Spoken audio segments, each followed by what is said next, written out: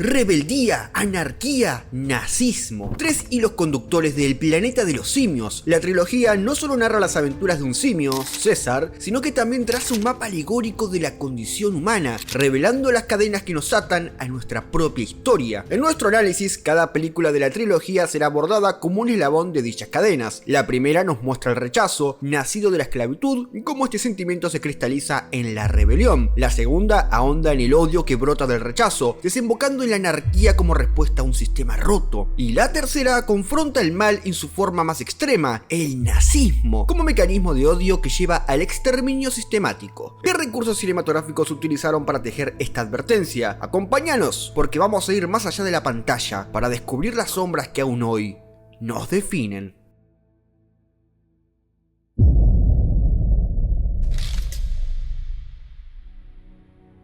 La historia comienza en un entorno natural, un punto de partida simbólico. El despertar del planeta de los simios se inicia en la densidad de la selva, donde un primate intenta desesperadamente escapar de cazadores furtivos. Su intento falla y su captura lo lleva a una vida tras las rejas, marcada por la injusticia, comparable a la de alguien erróneamente condenado a muerte. Ya en los primeros 5 minutos, la película establece su tono. Para los simios será una experiencia de injusticia, frivolidad y precariedad. Para los humanos, en cambio, de audicia, egocentrismo y estructura. Este contraste introduce la subversión, un tema dual que expone las sutilezas de la esclavitud y luego lo que será la rebelión.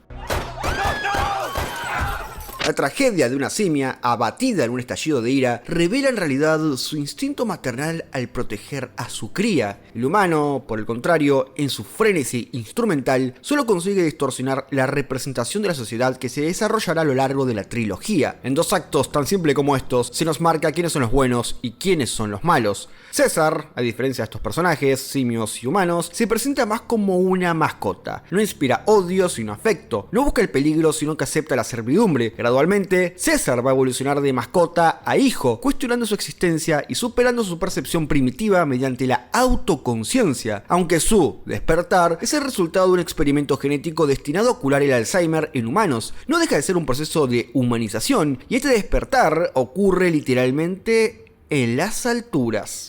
Desde la cima de un árbol, César contempla la ciudad y el puente, un mundo maravilloso y ajeno, pero a la vez cercano. Las perspectivas y las alturas serán cruciales en esta narrativa. César nutre su curiosidad con su mirada, ya sea desde el ático de su hogar, detrás de las rejas con otros de su especie, o al descubrir el laboratorio donde todo comenzó. Al final, todo se reduce nuevamente a la mirada y a la altura, elementos que retomaremos en el tercer acto. La mirada de César, elevada hacia lo alto, simboliza sus aspiraciones crecientes, su despertar a la conciencia y su transformación en un héroe rebelde. En las revoluciones, las miradas son fundamentales. Aquellos que se rebelan también despiertan y desde una perspectiva elevada observan a quien antes los oprimía.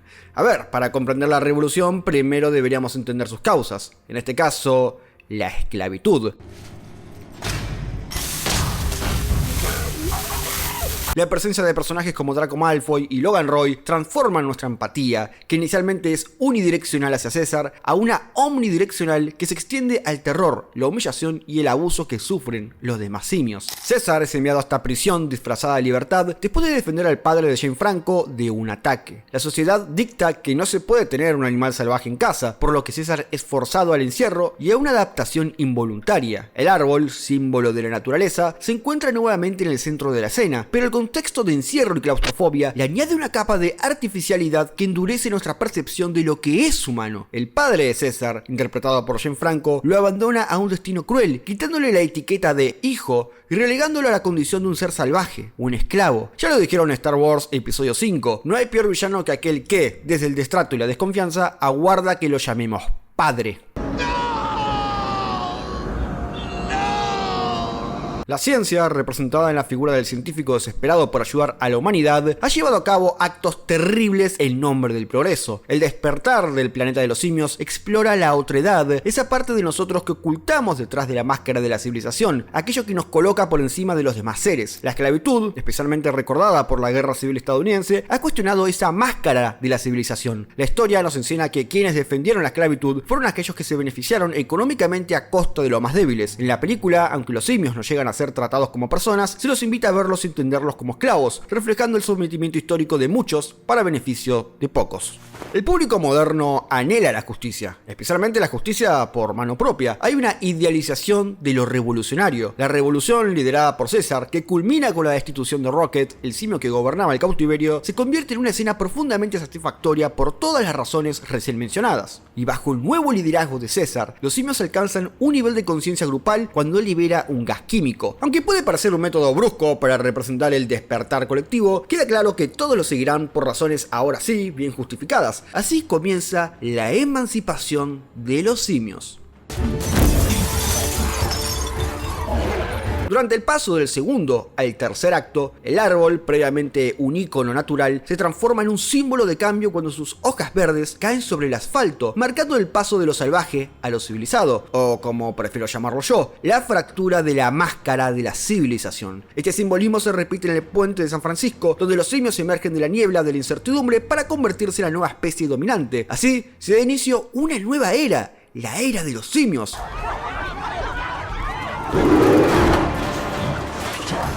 Las revoluciones no solo son nuevos capítulos en la historia, son también clamores de hartazgo que estallan cuando la injusticia sobrepasa los límites y como un líquido corrosivo disuelve todo a su paso. La altura se convierte en un elemento distintivo que vincula la naturaleza de los simios con la revolución que han ganado. El árbol es un mecanismo a través del cual los simios adquieren la perspectiva del amo, que siempre observa desde arriba. Otros ejemplos de alturas incluyen a los simios en los altos edificios, en la cima de los puentes, o en una escena que parodia todo lo anterior derribando a un helicóptero. Sí, esto pasó, no sé cómo. En el desenlace se produce un último encuentro entre el científico y César, ex padre e hijo. Culminan con una despedida que une lo mejor de ambos mundos y sienta las bases de lo que vendrán las próximas películas, la esperanza. El árbol, una vez más, se convierte en un símbolo de la libertad. Los simios no buscan esclavizar como sí hacían los humanos, sino que buscan escapar y vivir en autonomía. Algunos consideran que el despertar del planeta de los simios es una historia sobre un misántropo que aprende que hay resultados peores que los del hombre contra el hombre. Nos deja con una pregunta: ¿existe algo peor que la esclavitud? ¿Algo peor que el orden impuesto?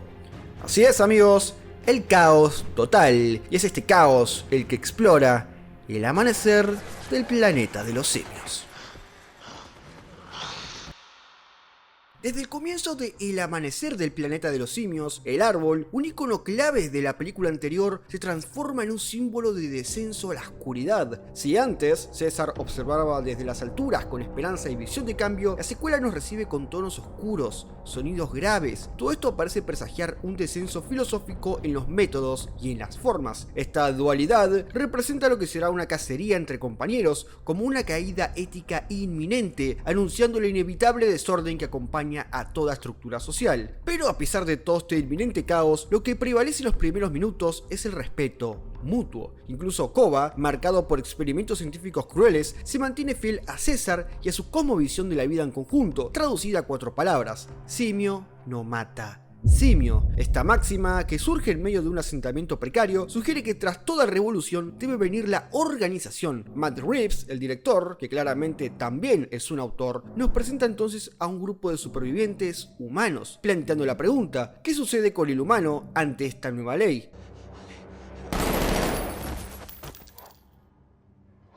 La tensión se intensifica cuando Ash y Ojos Azules, el primogénito de César, se encuentran con un pelado violento. La reacción instintiva de este último desencadenará un conflicto que se pasará de lo personal al global, entendido lo global como lo poco que vemos de este mundo. Los humanos, por su parte, buscan restablecer la electricidad para una ciudad de supervivientes, y César, en un gesto de apertura y buena onda, permite la entrada de un grupo muy reducido. Koba, sin embargo, no puede perdonar a los humanos por todo lo que lo hicieron vivir, o más bien todo lo que lo hicieron sufrir, y ven ellos una amenaza latente. Cree que esto puede repetirse y para peor. La narrativa también se complica cuando los humanos colaboran entre sí, mientras que los simios luchan con sus diferencias internas. Este contraste refleja una crítica sobre la crisis inherente a cualquier sociedad en tiempos de cambio. Además, el odio acumulado se convierte en un fuego que consume la noche, y Koba desencadena una nueva ola de violencia al rebelarse contra César. Y la película establece algunos paralelismos con su predecesora. A ver, tenemos un cambio de poder, de César a Rocket antes y ahora de Kova a César. Un antagonista más matizado y profundo que aquel magnate corporativo, ahora en forma del comisionado Gordon, y la persistente empatía de César hacia los humanos, aunque ahora con resultados negativos. Lo que distingue a esta secuela es la complejidad de sus personajes, que se alejan de aquellos estereotipos de los buenos y los malos. Matt Reeves explora el desorden como un fundamento para la creación de nuevas normas y es desde esta base que se desarrolla la acción. Volvamos al inicio. ¿Recuerdan que en la primera película las alturas eran un tema muy importante? Bueno, acá nos concentraremos en las caídas, es decir, en lo que está abajo. Y esto se da de varias formas. Kova atacando desde abajo a traición, César cayendo a lo bajo, en un precipicio, los humanos buscando aceptación en la colonia de primates que yace en lo alto, la muerte de Ash, el traidor, lanzado a un abismo, el enfrentamiento final que consta en un escenario a punto de desplomarse. El amanecer del planeta de los simios nos sumerge en un caos y anarquía reflejados tanto en las acciones de los personajes como en la atmósfera apocalíptica que envuelve la narrativa. Se nos presenta una diégesis devastada, con ciudades en ruinas y la naturaleza reclamando su espacio, un territorio que una vez fue humano. Los rascacielos y monumentos, antaños símbolos de poder y civilización, ahora están en decadencia, consumidos por la vegetación. Esta imagen de desolación urbana subraya el derrumbe del orden social y el retorno anárquico de la naturaleza. También este contraste se hace más evidente al compararlo con la comunidad de simios lideradas por César, que, a pesar de su simplicidad, mantenía un orden y una jerarquía. La llegada de Kova al poder, marcada por el fuego, trastoca esta estabilidad. El ataque de Kova y su facción a la ciudad humana es una cruda representación del caos, la destrucción, los edificios en llamas y la lucha feroz entre humanos y simios configuran un escenario bélico. La democracia ha sido reemplazada por la violencia y aquellos que se oponen a Kova enfrentan el encierro o la muerte, convirtiendo a este falso liberador en un certero opresor. En el clímax de la batalla final, todo esto se simboliza en la lucha de dos ideologías opuestas y el eterno conflicto entre civilización y barbarie. César y Kova son dos caras de la misma moneda. César, con su compasión, se ve forzado a actuar mediante la violencia, mientras que Kova, movido por el rencor, desea destruir cualquier vestigio de ley, y en ese instante, su ex líder y camarada representa la ley. Esta pelea épica tiene también ciertas contradicciones en lo que es el ser humano y su propia naturaleza interna. El orden impuesto por César es tan frágil como la civilización democrática que colapsó, así que la estructura metálica, un ícono de la arquitectura social, se convierte en el escenario del colapso, que culmina con la caída de Kova y el fin de la anarquía. ¿Ven? De nuevo, caídas, lo bajo, aquello que decae, aquello que desciende, aquello que pierde. César, en contra de todo esto, emerge como un mesías, presagiando una nueva era. La conclusión tiene ecos del final de la primera parte, aunque con matices distintos. La retirada de Malcolm a las sombras sugiere que los humanos reconocen su nueva posición subordinada y optan por replegarse y reconstruirse desde la oscuridad, desde las sombras, mientras que los simios asumen el control de la superficie, de lo que está arriba. El amanecer se destaca por su solidez narrativa, su autoconciencia y una visión de autor bien definida. Los tonos grises, rojos y negros contrastan con los colores vivos del pasado, y la banda sonora enfatiza los leitmotivs con seriedad. El enorme laburo de Michael Giacchino. Todo esto nos confronta con el odio nacido del rechazo y anticipa un mal aún mayor derivado del odio, la eliminación como un veneno efectivo. Este es el preludio de la guerra del planeta de los simios, donde la lucha por la supervivencia alcanza su punto culminante. Ya no a través de la altura ni de la caída, el cierre de la trilogía comienza con un grupo de humanos a espaldas de la cámara sumergiéndose en la maleza del bosque. Desde el minuto 1 entendemos que estos no son buenos tipos y que nosotros también atravesaremos ese páramo de lo sombrío. De alguna forma contradice aquel final de la segunda película, porque quienes se hundieron en las sombras fueron los humanos, entre comillas, buenos, los que decidieron hacerse un lugar, mientras que estos, los que aún imperan, son soldados, estrategas, personas con objetivos tácticos: matar simios.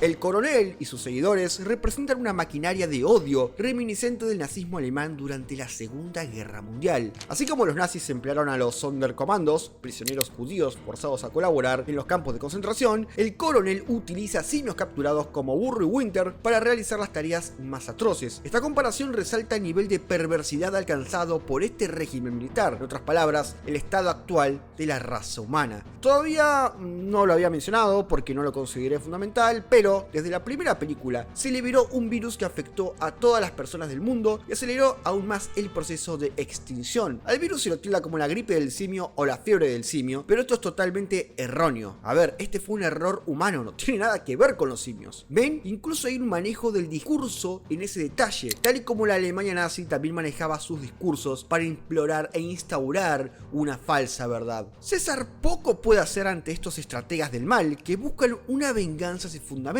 y un odio acérrimo por él y los suyos. Lamentablemente, en un ataque a fuego por la espalda de noche, su esposa y su hijo, Ojos Azules, mueren asesinados a plomo. A partir de acá, en una suerte de ocaso del western, César se enfrenta a sus propios demonios internos y al temor de convertirse en aquello que más repudia, aquel que alguna vez se llamó Kova. El viaje de 4 personajes, César, Maurice, Luca y Rocket, va a representar la lucha de César para no sucumbir contra el mal que lo abruma. Por ende, a nuestro protagonista le toca encarnar la resistencia heroica frente a esta ideología del mal. Al igual que los líderes de la Resistance durante el Holocausto, él se enfrenta al aparato opresor casi en solitario, luchando por la liberación de su gente. A medida que la película avanza, vemos cómo César se desliza peligrosamente cerca del abismo moral, motivado por el deseo de venganza. Por esto mismo, tal y como James Franco y Malcolm representaron la esperanza, ahora Nova, una niña muda, ejemplifica ese rasgo tembloroso, débil, sin voz, que César guarda en lo más profundo, la esperanza. Por el contrario, los escenarios desoladores que atraviesa representan la tristeza moral en la que él se encuentra inmerso. Las tonalidades apagadas, los grises fríos y los ocres terrosos evocan un mundo muerto, carente de anhelo, encarnando el vacío emocional que amenaza con consumirlo más y más. Es bastante triste, porque lo vimos como héroe liberador y rector del orden, pero ahora todo eso parece nada. Es más, sus éxitos suenan a un viejo cuento venido a menos. Lo peor de todo es que él lo sabe. Cuando el coronel hace su aparición, ya no desde la oscuridad, sino bajo la luz, lo entendemos como una versión retorcida y menos obesa que el coronel Kurtz en Apocalypse Now. Su búnker, con iluminación tenue y claustrofóbica, es una alegoría del infierno en la tierra, del corazón de las tinieblas, donde se gesta el nazismo. Hay otra comparativa con la película de Francis Ford Coppola, porque, por ejemplo, mientras en Apocalypse Now los protagonistas viajaban en lancha rumbo a la oscuridad, acá lo hicieron mediante 4 caballos, podríamos considerarlos los jinetes del ocaso. Mientras tanto, los simios, esclavizados y torturados, obligados a trabajar en condiciones horribles, son un recordatorio constante del horror del que César debe huir y del que no se debe convertir. Tal vez, en otra dimensión, la profecía soñada por Kova. Sin embargo, hay momentos en los que la esperanza se filtra, representando la vida y la compasión que aún perviven en el corazón del protagonista. Estos breves respiros visuales actúan como un faro en la noche, guiando al líder de regreso al camino correcto. La desesperada misión para infiltrarse en la prisión y rescatar a sus semejantes evoca resonancias del clásico El Gran Escape, reforzando la sensación de valentía frente a una fuerza aparentemente invencible. Y aunque César sí lo logra, termina herido de gravedad. Al final no cumple su venganza, pero casi consigue. Esto lo demuestra que el protagonista, ya resuelto en héroe, no tirará su determinismo por la borda. Al contrario, el coronel será quien se quite la vida en un frenético sentido de derrota y una irónica porque resultó infectado por la gripe del simio. A lo largo de este cierre de la trilogía, el mal se manifiesta de diversas formas: la crueldad desmedida del coronel, la discriminación, la tortura sistemática y el exterminio. De todo lo mencionado hasta ahora, que no quepan dudas, esta es la más cruel de todas las películas. Sin embargo, el mensaje final es uno esperanzador, uno que logra articular los dos cierres anteriores, pero llevándolos a una nueva posición, ya no de esperanza, sino de virtud, resultado del sacrificio. Una vez más, tenemos al árbol, aunque distinto a los otros que aparecieron. Es uno pequeño que surge en una tierra desconocida, un paraíso de la virtud. En una metáfora visual no explícita, la sangre de César riega las raíces de este árbol y representa la entrega de lo sagrado para que la esperanza pueda florecer, pueda convertirse ya en un deseo, sino en una realidad. No se trata de dejar ir ni de ocultarse en las sombras, se trata de darlo todo para proteger al mundo de los opresores, de los locos y de los malos. Ni siquiera es una cuestión heroica, sino mítica, es decir, mitológica, el nacimiento de una leyenda. Las cadenas del humano, exteriorizado en la ficción a través de los simios, ha cumplido su propósito. Damas y caballeros, el César ha caído. The sun is sinking in the west. The cattle go down to the stream. The redwing settles in her nest. It is time for a cowboy to dream. Purple light in the canyon, that's where I long to be, with my three good companions, just my pony, rifle and me.